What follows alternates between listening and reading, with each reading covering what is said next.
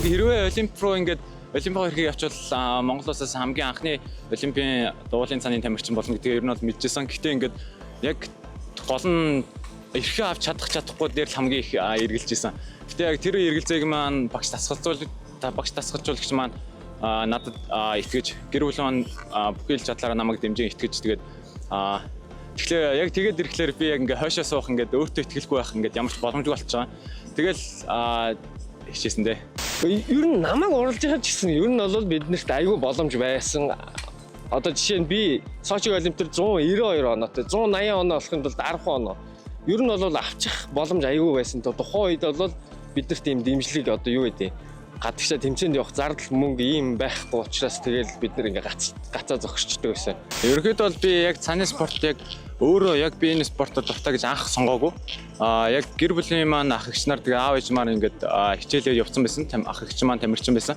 Тэгээ тэр үед би анх 5 настайгаас хичээлж одоо дагаж гулсч эхлээд тэгээд баг багаар ингээд жил хичээлэх тусам ингээд томроод тэгээд би энэ спортоо улам илүү дуртай болоод тэгээд цаашд ингээд мэрэгжлийн тамирчнаар ингээд хичээлж гисэн байгаа. Өмнө би ер нь бол жоохон бахасаа ингээд жоохон хөдөлгөөнтэй байсан. Тэгээд спорт авиралт, хадан авиралтын төрлөөр хичээлж байсан давхар тэр одоо суур спортууд маань гэсэн миний энэ амжилтанд хүрэхэд нөлөөсөн баха гэж байна. Өөрөө тамирчин байж чад ингээд тасалж болох те. Тэр шилжилт бас тань байсан. Тэр шилжилт амар хэцүү. Яагаад гэвэл би өөрөө уралчих гээд байгаа юм шиг нэг тийм мэдрэмж төрөөд нэг жоохон ийм алдаа гарвал наадах чи ингэч штэ гэж хэлмээр нэг тийм тэр бол нэг жоохон хэцүү.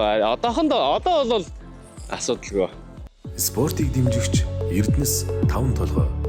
Сумэсрэнгийн Тэмүүлэн гэдэг. Тэгээд 2008 оноос хойш хичээлж эхэлсэн. Тэгээд ер нь 12-тоогоос эхлээд бас одоо нэг 18 жил болж байна. Анх холбогдсон түүх айгуу сонио. Одоо Монгол уулын цааны спортыг хөгжүүлсэн Чагна гэдэг багш байгаа. Тэгээд тэр хүнтэй анх танилцчихсан. Тэгээд надаа нэг чи цанаар уулгаж үзэх үү гэд цан өгжсэн. Тэгээд тэрүүгээр нь би эхлээд нэг гулгаж байгаа. Тэгээд багшд үзүүлээд тэрнээс хойш тэгээд Чагна багш дээр нь бэлцээр байгаа л таарсан.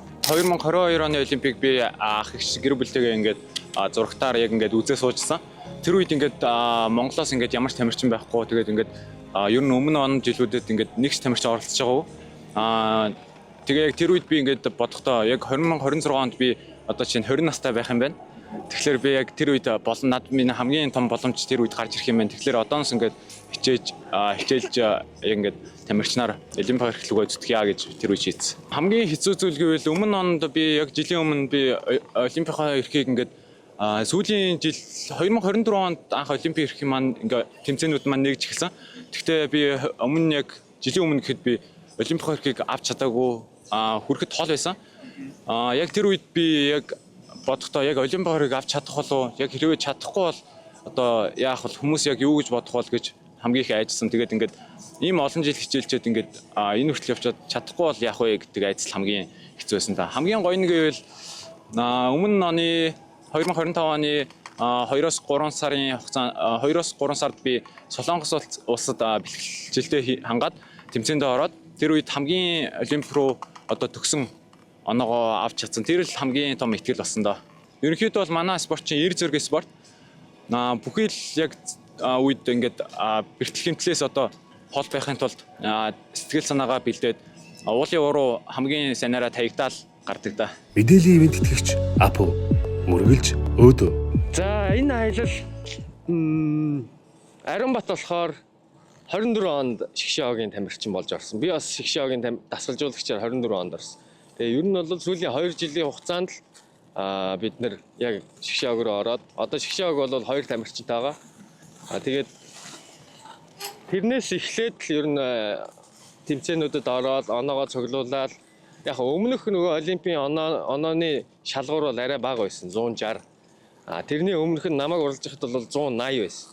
Одоо энэ жил болохоор 120 болоод дээрэс нь 5 гарааны дунд чинь 120 байх хэрэгтэй гэдээ бас бүр айгүй өндөр шаардлага тавьсан байсан. Тэгээд нийтдээ 24 оноос хойш 39 тэмцээний 66 гараа ер нь гарлаа. Энэ дундаас бас зарим дээр нь did not finish барайнда орж чадаагүй эсвэл хангалттай оноо авч чадаагүй юм тохиолдлууд айгүй их байгаа. Тэгээд энэ сүүлдээ л яг бид авлаа л да. Энэ жилийн хувьд болохоор бид он гарснаас хойш бүтэн явсан, дэлхийн аварга руу орсон, Азийн наадамд орсон. Ер нь айгүй завгүй л байлаа. Монголд ирэхээсээ ирэхгүй нэг. Тэгээд дээрэс нь Монголд ирчүүл шууд хүчний бэлтгэлээ хийж ягаад 100-ны бэлтгэл айгүй чухал байна. 100 бидэд Шинзланд руу очсон. Шинзландд тэнд өвөл болж идэг. Тэгээд Шинзландд цасан дээр нэг сар гарan бэлтгэл хийсэн. Тэгээд наашаа үргэлжлүүлээд онооны тэмцээнүүдтэй орсон байгаа. Ерөнхийдөө бол яг тэмцээнүүдэд ингээд заримдаа муу явах үе байгаа.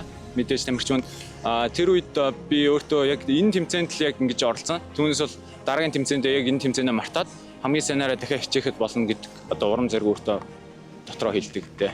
Тэгээ одоо яг догтлол тэгээ сандрал хамт ингээд зэрэг явж байгаа. Тэгээд ингээд том тамирчтай шүтцдэг тамирчтайгаа ингээд хамт нэг гаранд гарна гэхлээр юм баг зэргийн сандрал байгаа. Гэхдээ түүнийгээ дарахын тулд би одоогоор бэлтгэлтэй хамгийн сайнаараа хангаад очиод гаран дээр ихтгэл төгс гаргахыг хичээнэ.